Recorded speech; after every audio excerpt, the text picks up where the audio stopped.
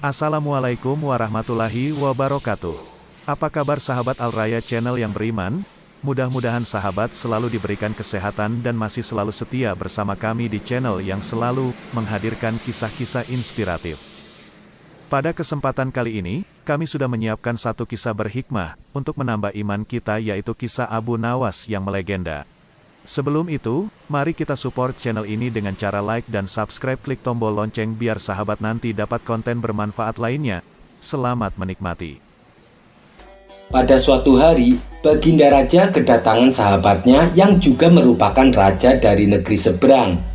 Sahabatnya yang seorang raja itu mengeluhkan tentang perilaku putranya kepada Baginda Raja. Raja dari negeri seberang tersebut menceritakan bahwa anaknya sangat pemalas dan enggan disuruh belajar.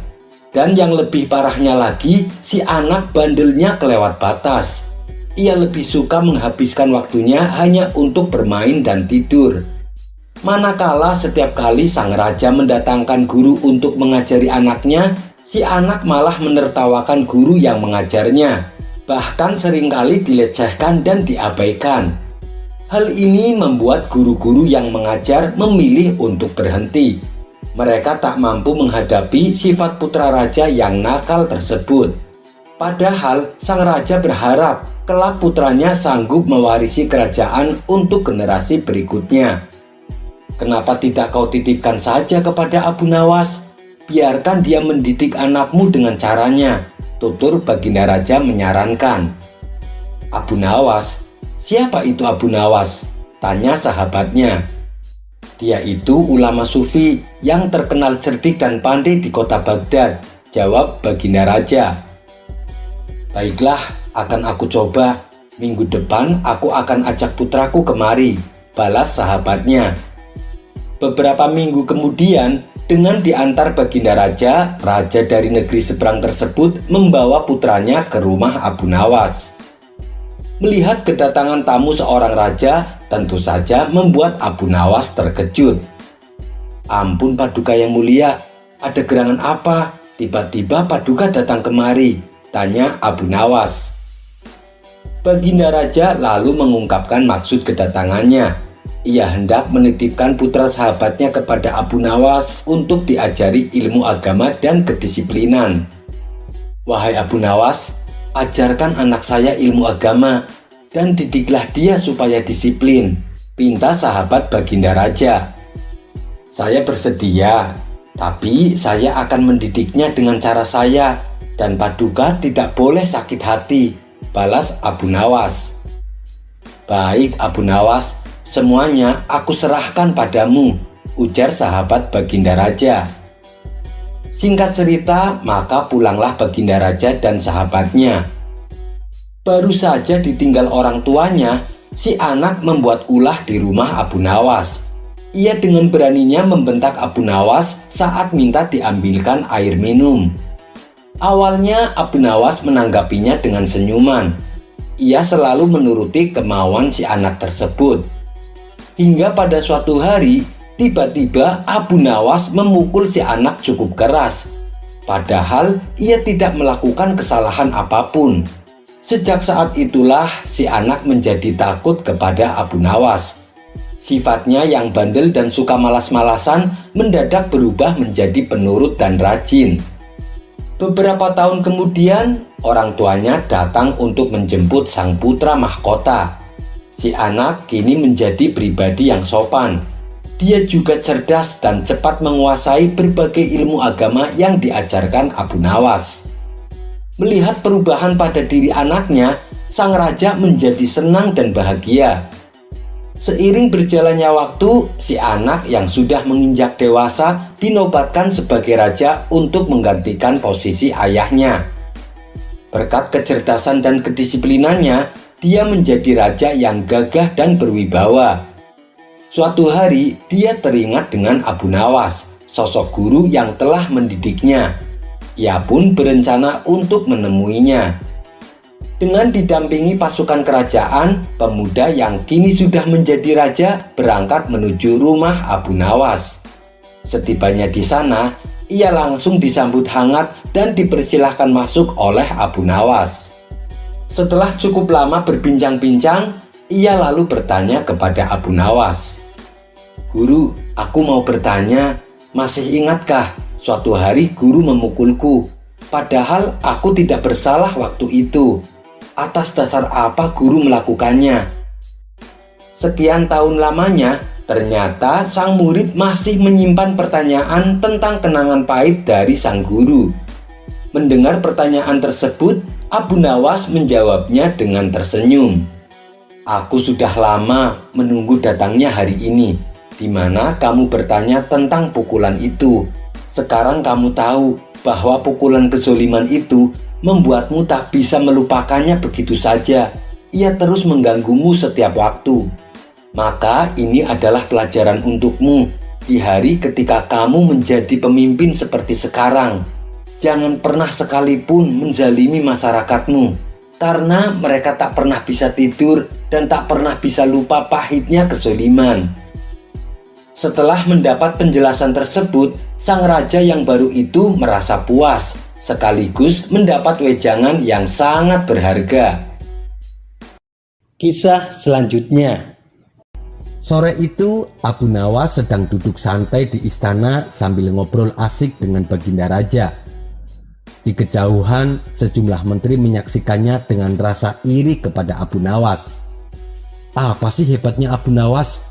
Bisa-bisanya duduk santai dengan Baginda Raja," celetuk salah seorang menteri. Baginda Raja yang memahami gelagat para menterinya sengaja membiarkan. Ia tetap asik bercanda tawa dengan Abu Nawas. Lalu Baginda Raja berkata, "Hei Abu Nawas, kenapa sih para menteriku banyak yang tidak suka kepadamu?" tanya Baginda Raja. Abu Nawas hanya tersenyum. "Mungkin mereka belum kenal dengan baik siapa hamba," jawab Abu Nawas sekenanya. "Belum kenal bagaimana maksudmu?" tanya Baginda Raja kembali. "Bisa jadi mereka hanya mengenalku sedikit. Itu pun hanya mengenal yang jelek-jeleknya saja," balas Abu Nawas. "Oh iya, katanya Baginda Raja akan membeli gajah," tanya balik Abu Nawas. "Kamu kalau saya ajak bicara serius selalu mengalihkan pembicaraan," gerutu Baginda Raja. "Ampun Baginda yang mulia, hamba sama sekali tidak mengalihkan pembicaraan. Justru hamba ingin menjelaskan maksud jawaban hamba tadi.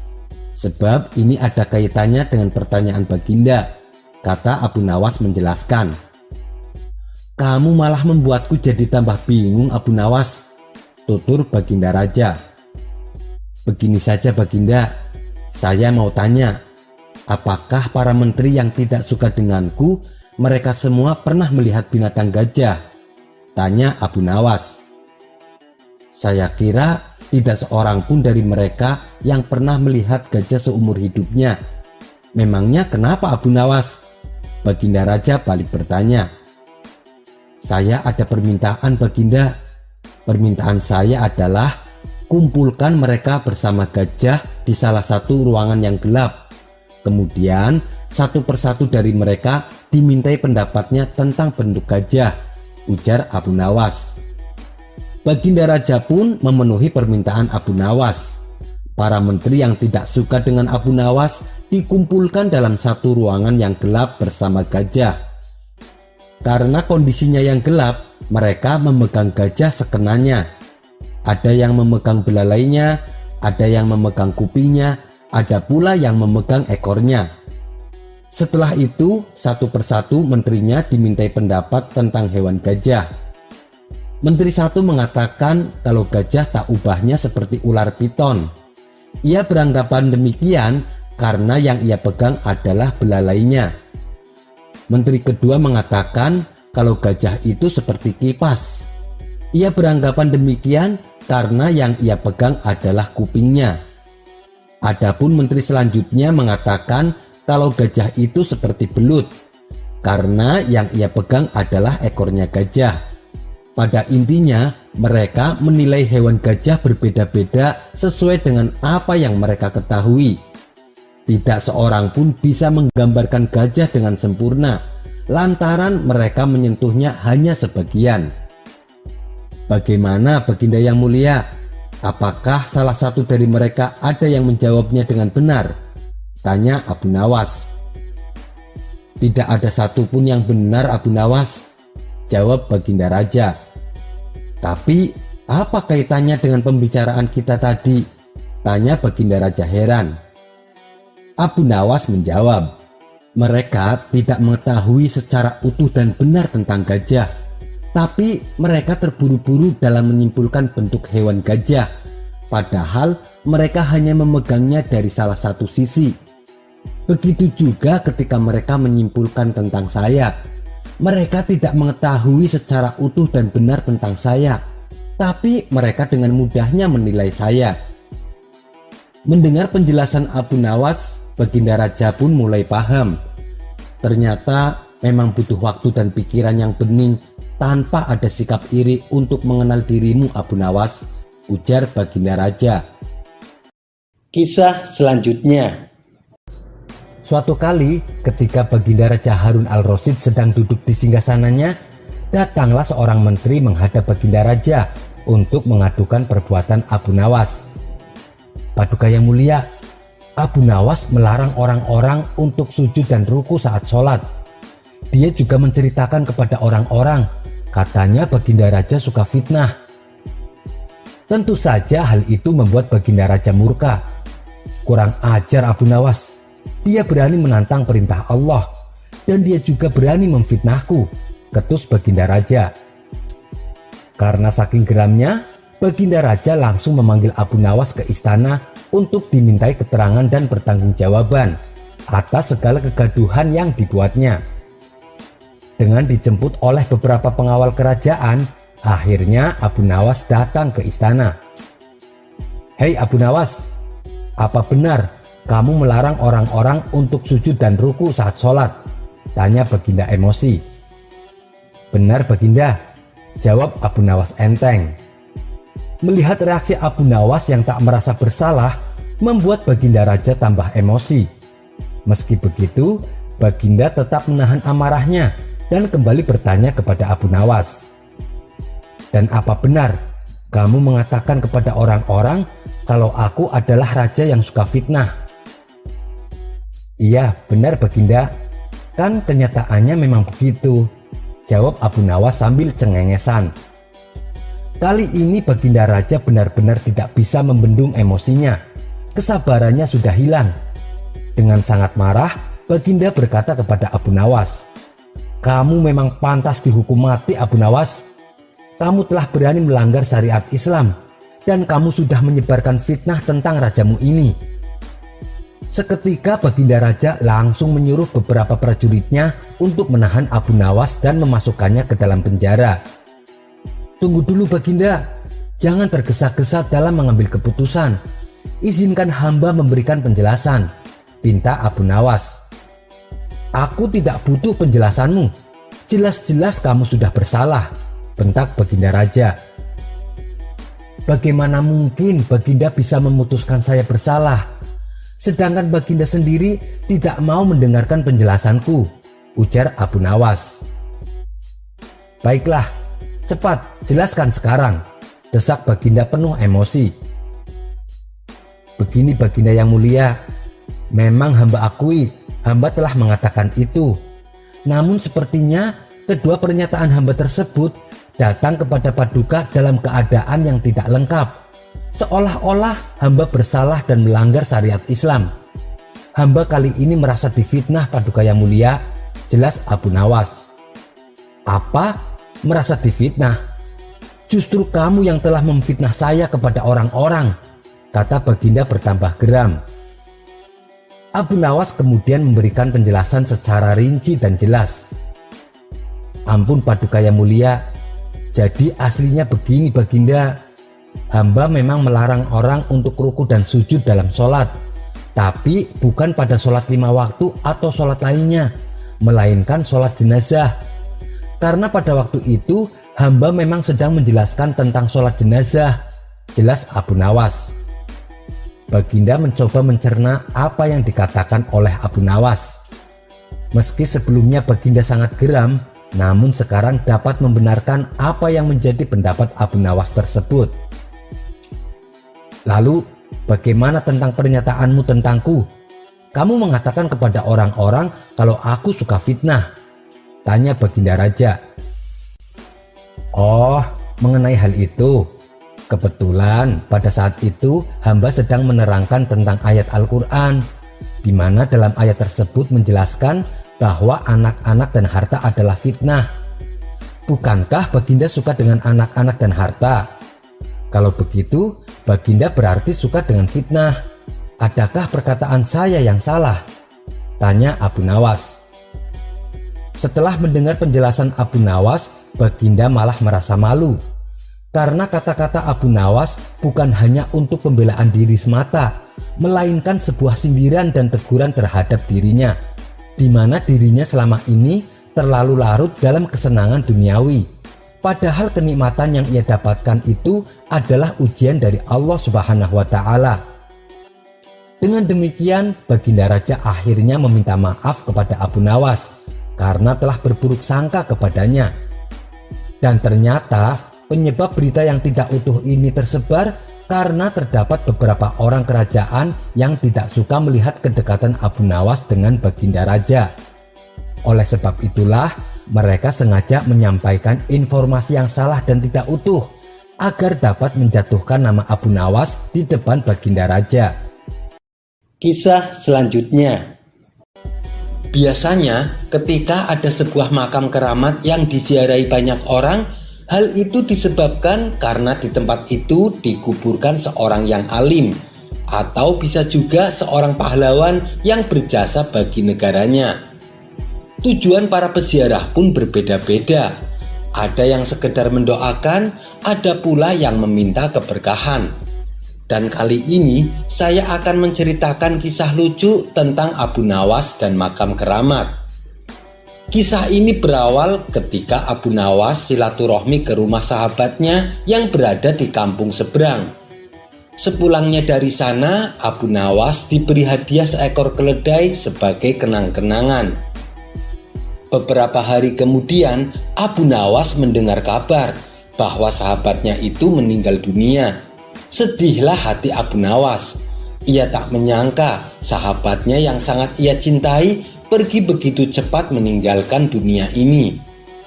Untuk mengobati rasa kehilangannya, Abu Nawas merawat dengan baik keledai pemberian sahabatnya itu.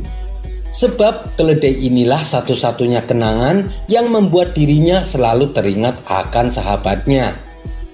Abu Nawas memperlakukan si keledai dengan sepenuh hati, layaknya ia memperlakukan sahabatnya yang telah meninggal itu. Tidak berselang lama, Abu Nawas kembali dirundung duka.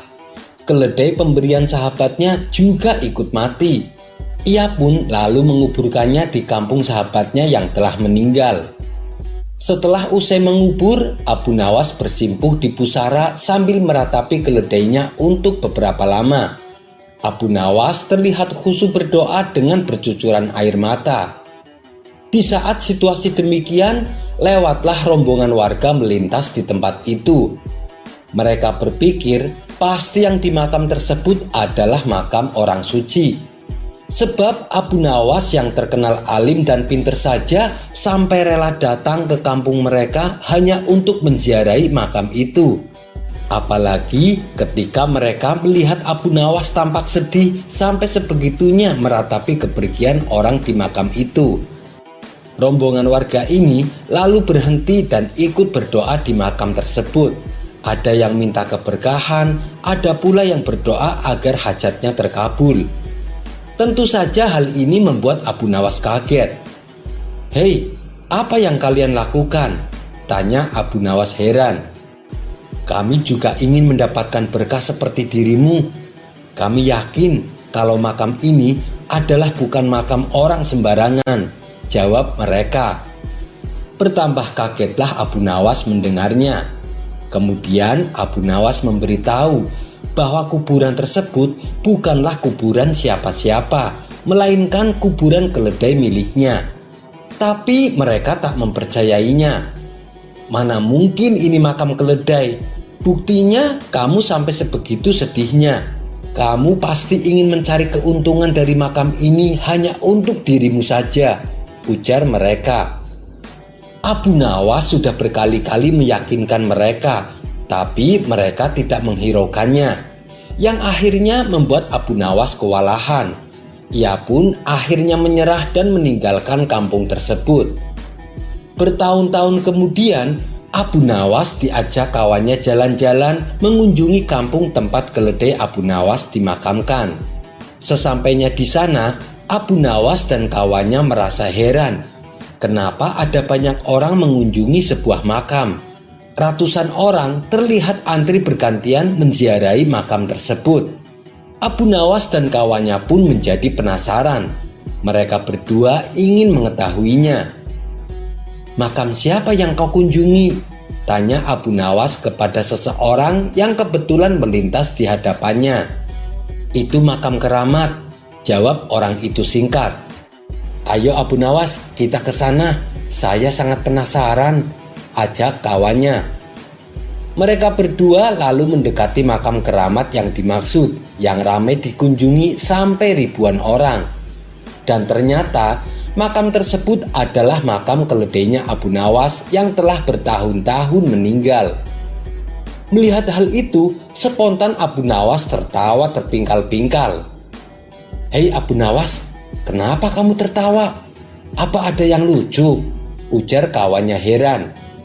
"Kamu tahu tidak makam siapa itu?" tanya Abu Nawas. "Memangnya kamu tahu?" kata kawannya balik bertanya. "Tentu saja saya tahu. Aku sangat mengenali makam itu," jawab Abu Nawas. Abu Nawas pun lalu menceritakan kisah tentang makam keledai pemberian sahabatnya. Mendengar cerita Abu Nawas, kawannya itu seketika ikut tertawa terpingkal-pingkal. Tingkah Abu Nawas dan kawannya ini membuat ratusan peziarah merasa terganggu dan menganggap Abu Nawas mengolok-olok makam keramat. Orang-orang lalu menegur Abu Nawas agar menjaga sikap, tapi Abu Nawas justru malah tertawa lebih kencang. Tentu saja hal ini membuat orang-orang emosi. Mereka segera menangkap Abu Nawas dan hendak memukulinya. "Tunggu dulu, kalian jangan cepat emosi. Kalian tahu tidak, makam yang kalian anggap keramat itu bukan makam orang alim, tapi makam keledaiku yang mati. Aku sengaja menguburkannya di situ. Kalau kalian tidak percaya, gali saja kuburan itu. Kalau saya berbohong, silahkan kalian boleh membunuh saya," ucap Abu Nawas. Ratusan orang yang hadir saling tatap satu sama lain. Ada yang percaya, ada pula yang tidak percaya. Akhirnya, untuk membuktikan ucapan Abu Nawas, mereka beramai-ramai menggali tanah makam tersebut. Dan ternyata memang benar, yang mereka temukan adalah tulang belulang seekor keledai. Kemudian salah seorang warga bertanya kepada Abu Nawas, "Kenapa bisa seperti ini Abu Nawas?" Abu Nawas pun lalu menjelaskan awal mulanya dan kenapa keledainya dimakamkan di kampung mereka. Itu dikarenakan keledai miliknya adalah pemberian sahabatnya yang telah meninggal, yang juga merupakan penduduk kampung ini. Sejak saat itulah akhirnya orang-orang menjadi sadar dan tidak lagi menganggap keramat makam tersebut. Kisah selanjutnya. Suasana pagi nan cerah mengusik Abu Nawas untuk berjalan-jalan menikmati indahnya kota Baghdad. Seperti biasa, ia juga tak lupa mampir ke warung untuk nongkrong bersama kawan-kawannya. Setibanya di warung, ternyata teman-temannya Abu Nawas sudah pada berkumpul. Mereka tampak asik sedang membicarakan suatu berita yang lagi hangat. Karena merasa ingin tahu, Abu Nawas pun lalu bertanya kepada mereka, "Kayaknya kalian lagi ngobrol serius nih. Apakah ada kabar terbaru?" tanya Abu Nawas. Salah satu temannya menjawab, "Ada, yaitu lomba tinju bebas. Hadiahnya 1 kilogram emas." "Benarkah?" tanya Abu Nawas kaget. "Apakah semua orang boleh mendaftar?" tanya Abu Nawas kembali. Mereka menjawab, Lomba ini terbuka untuk umum Abu Nawas. Semua orang boleh mendaftar. Memangnya kamu mau ikut Abu Nawas? Tanya mereka tertawa. Iya, saya mau ikut mendaftar, jawab Abu Nawas mantap.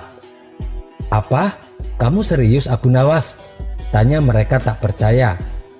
Maaf nih Abu Nawas, bukannya saya menghina, tapi badanmu kan kurus dan tenagamu juga tak begitu kuat. Namun Abu Nawas tidak menghiraukan ucapan temannya itu. Kita lihat saja nanti siapa yang bakalan jadi juaranya, ujar Abu Nawas penuh percaya diri. Hari yang ditunggu-tunggu pun tiba. Semua orang berkumpul di lapangan untuk menyaksikan jalannya perhelatan tinju bebas. Kawan-kawan Abu Nawas juga berbondong-bondong ikut menghadirinya. Mereka penasaran dengan aksi Abu Nawas nantinya. Pertandingan demi pertandingan pun telah selesai dilaksanakan. Beberapa peserta ada yang mengalami cedera, ada juga yang sampai keluar darahnya. Dan kini tibalah giliran Abu Nawas melawan dengan petinju yang berbadan kekar dan besar. Dipanggilah nama petinju itu supaya masuk ke dalam ring. Ia pun masuk dengan gagahnya sambil mengepalkan tangannya, seolah tak sabar ingin menghajar Abu Nawas. Gila, badannya gede banget, ujar kawan Abu Nawas. Sekali tonjok bisa mati tuh Abu Nawas, sahut kawan lainnya. Namun saat nama Abu Nawas dipanggil, Abu Nawas sama sekali tidak menampakkan dirinya. Setelah ditunggu beberapa menit, Abu Nawas masih saja belum kelihatan. Maka dengan terpaksa pertandingan pun ditunda. Bukan main geramnya petinju tersebut. Baginya ini merupakan pelecehan. Mana Abu Nawas? Mana Abu Nawas? Teriaknya penuh emosi. Ada yang tahu di mana rumahnya? Aku akan menyeret paksa dia kemari, sambungnya. Beberapa orang lalu menunjukkan di mana alamat rumah Abu Nawas. Dengan langkah tegap, si petinju bergegas menuju rumah Abu Nawas. Waduh, bakalan mampus tuh Abu Nawas, celetuk salah satu kawan Abu Nawas. Dengan dikawal beberapa orang dan panitia lomba, sampailah si petinju itu di depan rumah Abu Nawas. Saking emosinya, si petinju langsung mendobrak pintu rumahnya dengan sekali pukul. Akan tetapi saat ia mulai memasuki rumah Abu Nawas, ia tidak mendapati seorang pun di situ. Ia malah dikejutkan oleh sesuatu yang membuatnya sangat kaget. Badannya mendadak langsung gemetaran. Pasalnya, ia melihat terpampang celana pendek untuk tinju, tapi dengan ukuran yang sangat besar. Kontan saja, sang petinju tadi nyalinya langsung menciut. Matilah aku.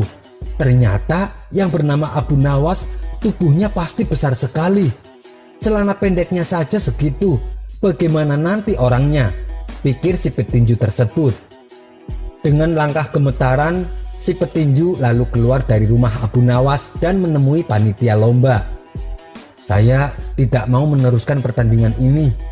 Saya memilih untuk mengundurkan diri, ucap si petinju tersebut. Akibat dari kecerdikan Abu Nawas ini, ia pun menjadi pemenangnya tanpa harus bertanding. Abu Nawas pun akhirnya Dikisahkan ada seorang anak kecil yang berhasrat ingin mengalahkan Abu Nawas dalam permainan tebak-tebakan. Si anak ini sampai rela menunggu di sebuah jalan yang biasa Abu Nawas lalui. Tidak berapa lama lewatlah Abu Nawas yang kebetulan baru pulang dari kebun. Ia tengah membawa 2 buah labu yang ia petik dari kebun miliknya.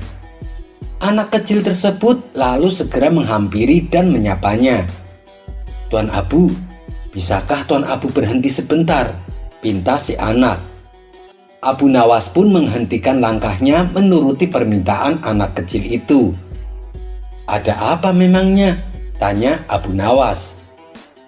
"Begini Tuan Abu kan sangat terkenal cerdik. Tuan Abu juga terkenal sangat pandai. Oleh karena itu saya ingin menantang Tuan Abu main sebuah tebak-tebakan," kata si anak penuh percaya diri. Boleh. Apa peraturannya? Tanya Abu Nawas.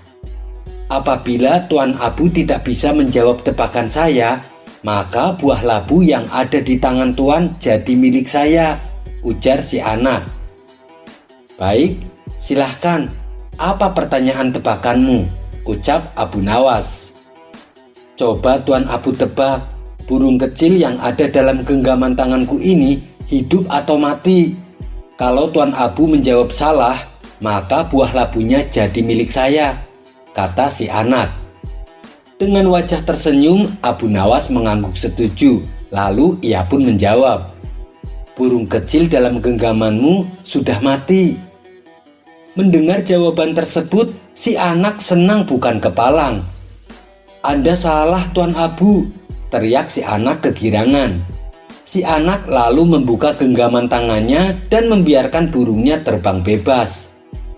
Oh iya, saya salah. Baiklah, buah labu ini menjadi milikmu, balas Abu Nawas tersenyum bahagia. Si anak merasa heran, kenapa Abu Nawas malah terlihat gembira. Tapi di lain pihak, ia mendapatkan 2 buah labu tanpa harus membelinya. Dengan wajah ceria, si anak kemudian membawa pulang buah labu pemberian Abu Nawas.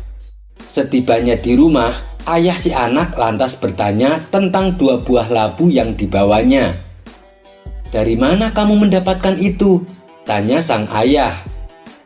Anak tersebut dengan bangganya menceritakan bahwa dirinya telah mengalahkan Abu Nawas main tebak-tebakan, dan buah labu yang dibawanya adalah hadiah atas kemenangannya.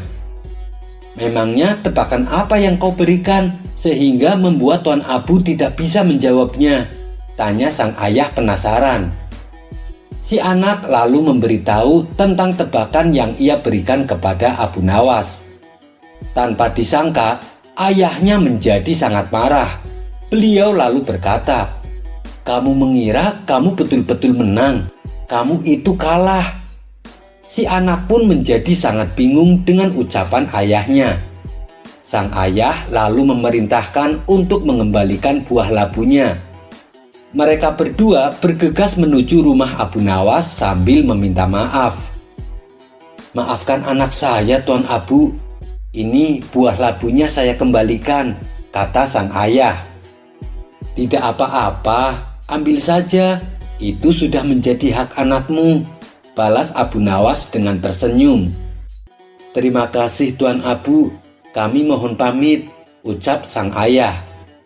Dalam perjalanan pulang, si anak minta penjelasan kepada ayahnya.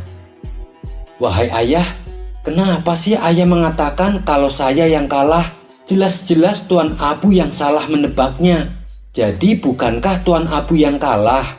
Tanya si anak merasa heran. Sang ayah menarik nafas panjang dan mulai menjelaskan. Tuan Abu sengaja menjawab burungnya mati. Dengan begitu kamu akan melepaskan dan membiarkan burung tersebut terbang bebas. Kalau Tuan Abu menjawab masih hidup, kamu pasti akan meremas hewan lemah itu sampai mati. Pada akhirnya kamu juga yang menang taruhan. Kamu pikir Tuan Abu tidak tahu kelicikanmu? Dia rela memberikan buah labu dan dianggap kalah. Tapi sejatinya Tuan Abu lah pemenangnya. Dia memenangkan cinta kasih yang murni, yang memikirkan kebahagiaan semua makhluk tanpa pamrih. Sedangkan bagi yang egois, hanya memikirkan apa yang akan ia dapatkan.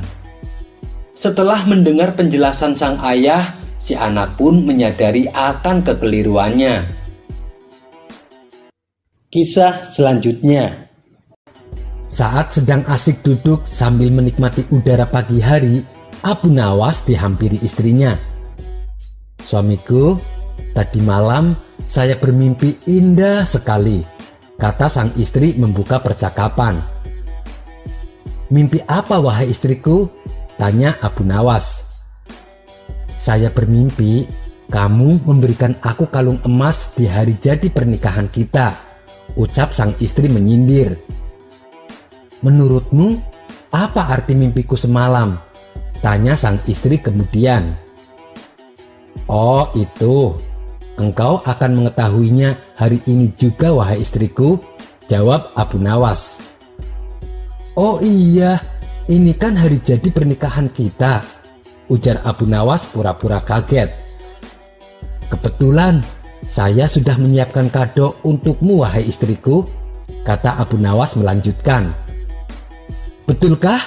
Tanya sang istri kegirangan. Iya betul, aku letakkan kado itu di atas meja, ucap Abu Nawas. Karena penasaran, sang istri pun segera masuk ke dalam rumah. Benar saja, di atas meja sudah ada sebuah kado yang terbungkus rapi. Ia pun lalu langsung membuka kado tersebut. Dan ketika dibuka, ternyata isinya sebuah buku tentang tafsir mimpi. Sambil menggerutu, sang istri kembali menghampiri Abu Nawas. Kado apa ini?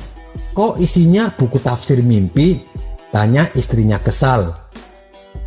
Dengan entengnya Abu Nawas menjawab, ya itu kan untuk mencari tahu apa arti mimpimu semalam. Di buku itu lengkap membahas tentang semua arti mimpi. Mendengar jawaban Abu Nawas itu, sang istri pun bertambah kesal. Cerita yang kedua. Pada suatu hari, Abu Nawas dipanggil ke istana untuk menghadap Baginda Raja. Setibanya di istana, Baginda langsung mempersilahkan Abu Nawas duduk di hadapannya. Ada gerangan apa Paduka memanggil hamba? Tanya Abu Nawas. Begini Abu Nawas, aku mengundangmu kali ini sama sekali bukan untuk mengerjai ataupun mempermainkanmu, tutur Baginda Raja serius. Aku sangat benar-benar butuh bantuanmu. Barangkali kamu bisa memecahkan masalahku ini, kata Baginda Raja melanjutkan. Memangnya ada masalah apa Baginda? Saya siap mendengarkan keluhan Paduka, balas Abu Nawas. Lalu Baginda Raja pun menceritakan masalahnya. Beberapa hari yang lalu, sahabat saya yang seorang raja Yahudi berkunjung ke istana.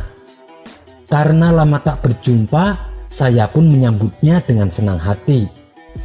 Akan tetapi tanpa diduga, dia mengucapkan salam kepadaku. Assalamualaikum, yang artinya keselamatan bagi kalian semua. Tanpa pikir panjang, aku segera menjawabnya sesuai dengan yang diajarkan oleh agama Islam, yaitu ketika mendapatkan salam dari orang yang bukan Islam, hendaklah menjawab dengan ucapan wassalamualaikum, yang artinya kecelakaan bagi kamu. Tapi dengan jawaban itu, tentu saja dia merasa tersinggung.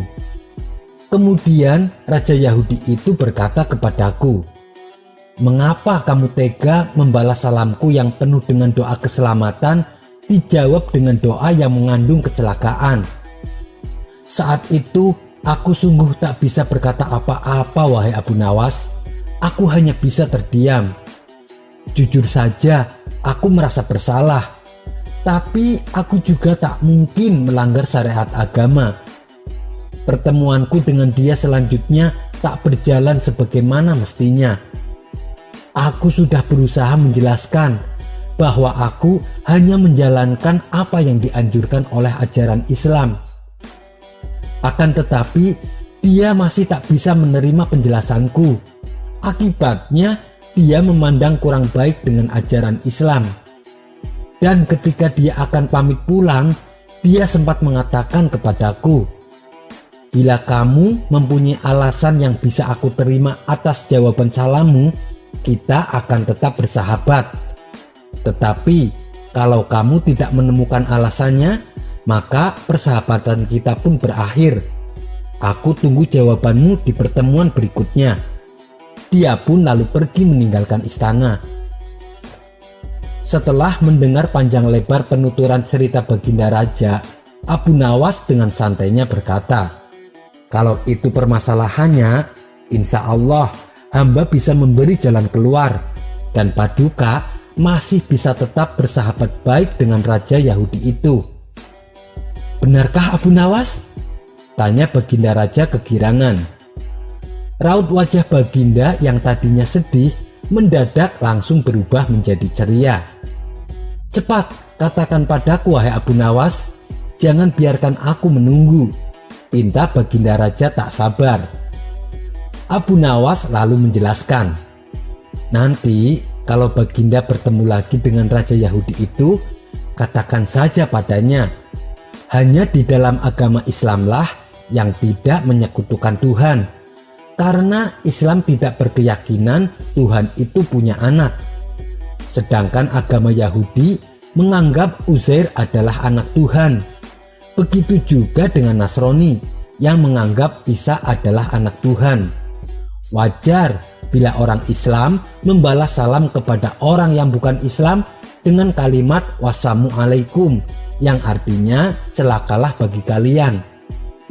Kalimat itu bukan berarti mendoakan orang untuk celaka, melainkan semata-mata karena ketulusan dan kejujuran Islam yang masih bersedia memperingatkan orang lain atas kecelakaan yang akan menimpanya bila mereka tetap berpegang teguh pada keyakinan yang keliru.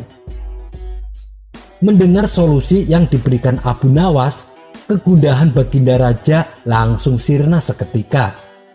Kali ini saking gembiranya, Baginda menawarkan agar Abu Nawas memilih sendiri hadiah apa yang disukai. Namun Abu Nawas tak memilih apa-apa, karena baginya tak selayaknya dia menerima upah dari ilmu agama yang dia sampaikan. Kisah selanjutnya. Pada suatu hari, di kerajaan Raja Harun al-Rasyid telah terjadi huru-hara. Rakyatnya tidak lagi mendapatkan ketenangan seperti biasanya, karena telah terjadi penculikan dan pembunuhan yang misterius. Raja dan para prajurit akhirnya mengetahui bahwa huru-hara tersebut bukan datang dari musuh, melainkan dari dalam istana sendiri yang diotaki oleh para menterinya. Akan tetapi, raja sangat kesulitan untuk mencari siapa yang bersekongkol terhadap tindakan penculikan dan pembunuhan tersebut, karena semua para menterinya terlihat taat kepadanya. Lalu terbesitlah nama Abu Nawas dalam pikiran Baginda Raja. "Abu Nawas pasti bisa mengungkap kasus ini," ujar Baginda dalam hati. Dari itu maka dipanggillah Abu Nawas ke istana.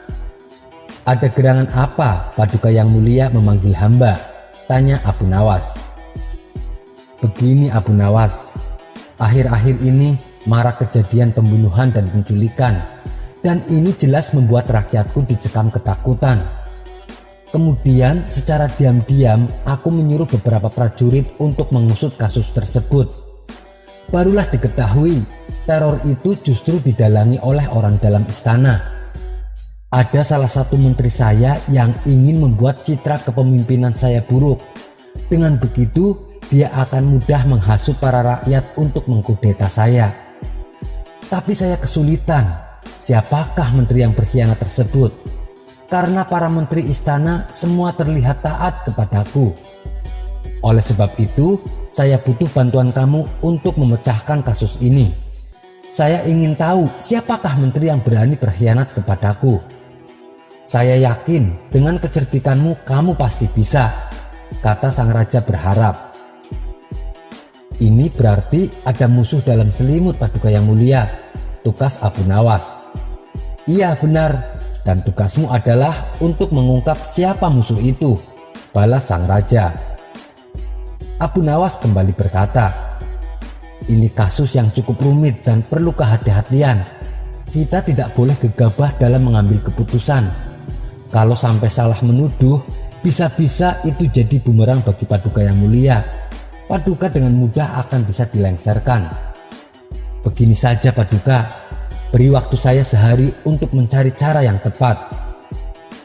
Baginda Raja menjawab, "Baiklah Abu Nawas, saya turuti permintaanmu." Abu Nawas pun lalu mohon diri untuk pamit pulang. Setibanya di rumah, Abu Nawas terus berpikir keras untuk menemukan cara yang terbaik. Belum lagi ketemu jalan keluar, Abu Nawas malah tertidur karena kelelahan. Pada keesokan harinya, ketika ia hendak sholat subuh, Abu Nawas tersadar bahwa ia masih punya tugas dari baginda yang belum terjawab. Yang terpenting sholat dulu, urusan kerajaan biarlah nanti saja, pikir Abu Nawas.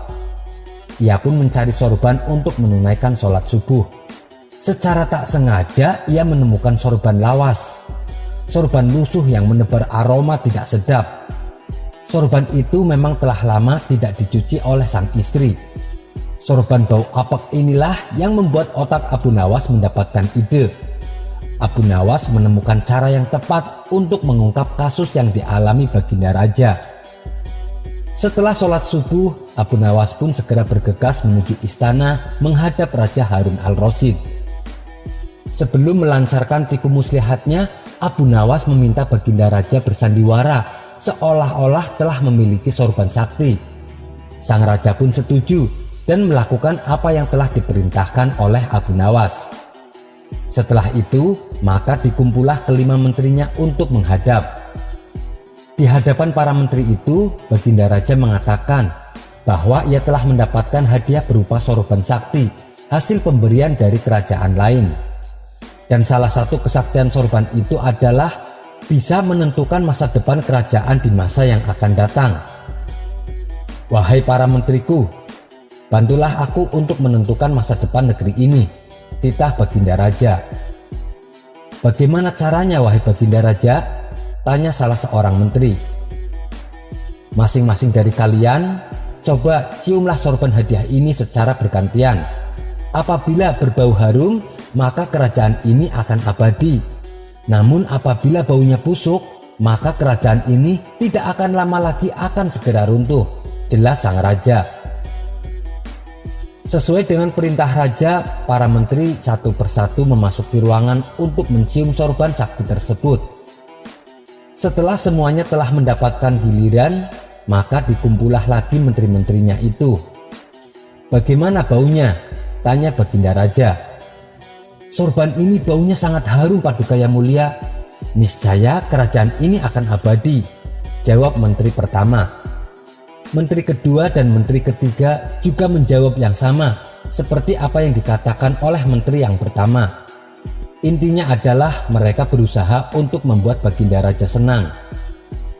Giliran menteri keempat dan kelima dimintai pendapatnya, di luar dugaan, menteri keempat dan kelima ini mengatakan bahwa sorban sakti tersebut baunya busuk dan menyengat hidung. Menteri keempat dan kelima ini pun merasa tersinggung. Mereka tidak terima kalau dituduh yang berbuat makar hanya karena mencium sorban usang yang berbau busuk. Wahai paduka yang mulia, apakah paduka yang mulia menuduh kami berdua yang telah berbuat makar? Kalau begitu caranya, kami berdua tidak sudi untuk menjadi menteri paduka yang mulia. Mendengar pernyataan menteri keempat dan kelima itu, baginda raja akhirnya membuka rahasia bahwa sorban yang dibilang sakti tersebut sejatinya adalah milik Abu Nawas yang sudah usang dan tidak pernah dicuci sama sekali. Bergetarlah badan menteri pertama, kedua, dan ketiga. Kini aku tahu siapa di antara kalian yang telah berkhianat kepadaku. Kalian telah terbukti berbohong dan kalian pantas untuk masuk penjara, ujar baginda raja. Menteri pertama, menteri kedua, dan menteri ketiga langsung ditangkap dan dimasukkan ke dalam penjara pada hari itu juga. Sementara menteri keempat dan kelima dipertahankan sebagai menteri kepercayaan baginda. Mereka berdua pun lalu diberi hadiah. Dan tentu saja Abu Nawas juga mendapatkan bagian hadiahnya. Kisah selanjutnya. Dikisahkan zaman dahulu ada seorang raja yang bernama Darian. Dia adalah raja penyembah berhala. Sifat kejam dan diktatornya ini membuat semua rakyat senantiasa dalam ketakutan. Ia tak segan-segan membunuh apabila ada yang berani menentangnya. Suatu hari Raja Darian ini membangun istana yang megah. Di dalamnya terdapat berhala yang dihiasi permata dan mutiara. Berhala tersebut kemudian diberi wangi-wangian dari minyak misik. Di depan istana yang megah itu juga dibuat kubangan tanah besar yang berisi kobaran api. Satu persatu rakyatnya disuruh masuk ke istana tersebut untuk menyembah berhalanya. Apabila menolak, maka akan dilemparkan ke dalam kubangan yang berisi kobaran api yang besar. Lalu Allah Subhanahu wa Ta'ala mengutus seorang nabi yang bernama Jirjis untuk menolong kaum tersebut. Nabi Jirjis juga diperintah untuk menyadarkan sang raja dan mengajaknya menyembah kepada Allah Subhanahu wa Ta'ala. Nabi Jirjis kemudian menghadap sang raja dan berkata kepadanya, "Wahai Tuan Raja, mengapa engkau menyembah berhala? Padahal dia tidak bisa mendengar, tidak bisa melihat, dan tidak bisa memenuhi kebutuhanmu." Raja Darian pun menjawab, "Wahai Jirjis, ketahuilah, sejak aku menyembah berhala, aku mempunyai kerajaan dan hartaku menjadi berlimpah. Sedangkan kamu, apa yang telah kamu dapatkan dengan menyembah Tuhanmu? Kamu tidak mempunyai harta dan kemewahan seperti aku. Tidak nampak sedikit pun kenikmatan yang kamu dapatkan." Nabi Jirjis membalas, "Sesungguhnya nikmat dunia itu akan hilang saat kita meninggal. Dan Tuhanku telah memberikan kepadaku nikmat akhirat di dalam surga." Maka terjadilah diskusi yang panjang di antara mereka berdua, yang pada akhirnya sang raja menjadi murka karena kalah dalam berargumentasi. Lalu ia memerintahkan prajuritnya untuk menangkap Nabi Jirjis. Sang raja kemudian memberi perintah untuk mendidihkan air dalam sebuah bejana besar. Setelah airnya mendidih, lalu air tersebut ditumpahkan ke tubuh Nabi Jirjis. Seketika itu juga tubuh Nabi Jirjis langsung meleleh. Tak berhenti sampai di situ. Sang raja dengan sadisnya memerintahkan untuk menyisir tubuh Nabi Jirjis dengan sisir yang terbuat dari besi, hingga tak tersisa sedikit pun daging dari tubuh Nabi Jirjis, kecuali hanya tulang-tulangnya saja. Tapi Allah Subhanahu wa Ta'ala menghidupkan kembali Nabi Jirjis dan mengembalikan bentuknya seperti sedia kala. Kemudian Nabi Jirjis menyeru kepada sang raja, "Hei kafir, katakanlah tiada Tuhan selain Allah." Melihat kejadian itu bukannya membuat sang raja menjadi beriman, tapi justru membuat sang raja semakin murka. Ia pun kembali menyiksa Nabi Jirjis dengan siksaan yang lebih sadis. Sang raja memerintahkan untuk dibawakan 6 paku besar dari besi, lalu menancapkan 2 paku tersebut di kedua tangan Nabi Jirjis dan menancapkan 2 paku di kakinya. 1 paku ditancapkan di kepalanya dan 1 paku lagi ditancapkan di dada Nabi Jirjis. Seketika tubuh Nabi Jirjis penuh luka dan darah akibat paku-paku tersebut, dan beliau pun langsung meninggal dunia. Lalu Allah mengutus malaikat untuk melepaskan paku-paku tersebut dari tubuh Nabi Jirjis. Nabi Jirjis pun hidup kembali dan tubuhnya kembali utuh seperti semula. Bekas luka dan darah yang tadinya mengalir di tubuh Nabi Jirjis hilang seketika. Nabi Jirjis kembali menyeru kepada sang raja dengan suara yang lebih keras, "Hai kafir, katakanlah tiada Tuhan selain Allah." Untuk kedua kalinya sang raja dibuat murka oleh Nabi Jirjis. Raja kembali menyiksa Nabi Jirjis dengan siksaan yang lebih sadis dari sebelumnya. Ia memerintahkan untuk mendatangkan kuali yang besar. Di dalam kuali tersebut terdapat air yang sangat mendidih. Kemudian Nabi Jirjis diseret dan dilempar ke dalam kuali tersebut. Beliau pun langsung meninggal dunia untuk kesekian kalinya. Tapi dengan kuasa Allah, Nabi Jirjis hidup kembali. Beliau lalu keluar dari kuali tersebut tanpa ada luka sedikit pun di tubuhnya. Disebutkan bahwa sang raja menyiksa dan membunuh Nabi Jirjis sampai 70 kali. Namun Allah berulang kali menghidupkannya kembali dengan kondisi tubuh seperti sedia kala. Ada pula yang meriwayatkan Nabi Jirjis dibunuh sampai 100 kali. Sang raja akhirnya menghentikan perbuatannya dan berkata kepada Nabi Jirjis, "Wahai Jirjis, saya ada permintaan kepadamu.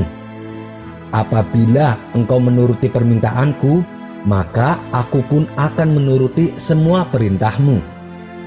Nabi Jirjis pun bertanya, "Apa permintaanmu?" Sang raja menjawab, "Aku ingin engkau bersujud kepada berhalaku 1 kali saja. Nanti aku akan memberikan semua yang kau inginkan, dan aku akan melakukan semua perintahmu, termasuk menyembah kepada Tuhanmu." Nabi Jirjis hanya terdiam dan tidak menjawab sedikit pun. Sang raja lalu mengira bahwa diamnya Nabi Jirjis adalah ungkapan setuju. Lalu sang raja kembali berkata, "Hai Jirjis, aku telah menyiksamu dengan berbagai macam siksaan, dan aku juga banyak menyakitimu. Masuklah ke dalam rumahku agar engkau dapat beristirahat malam ini." Nabi Jirjis pun pergi ke rumah sang raja.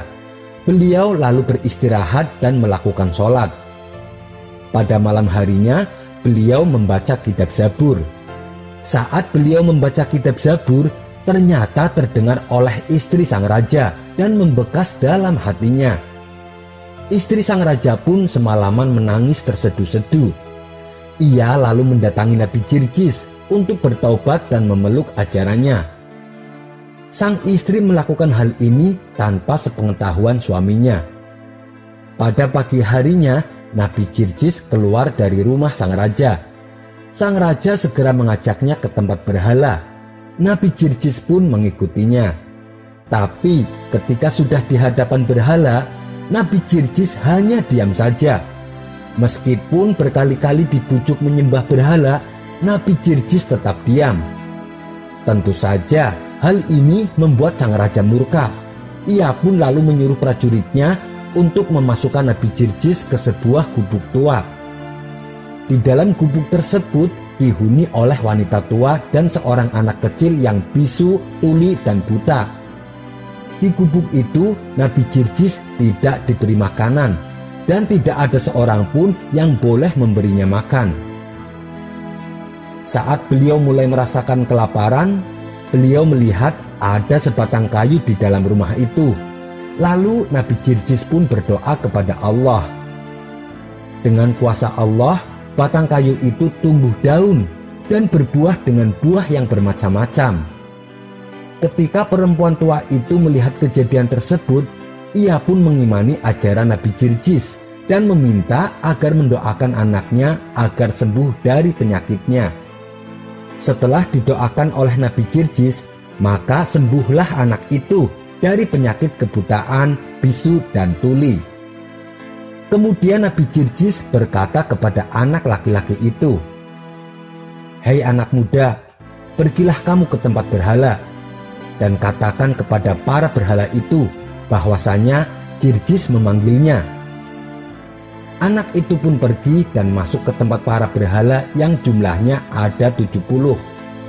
Lalu anak itu menyampaikan kepada berhala apa yang diperintahkan oleh Nabi Jirjis. Dengan kuasa Allah, berhala-berhala tersebut berjalan menuju kepada Nabi Jirjis. Berhala-berhala itu berjalan menggunakan kepalanya dengan posisi terbalik. Saat itu, istri sang raja melihat berhala-berhala itu berjalan.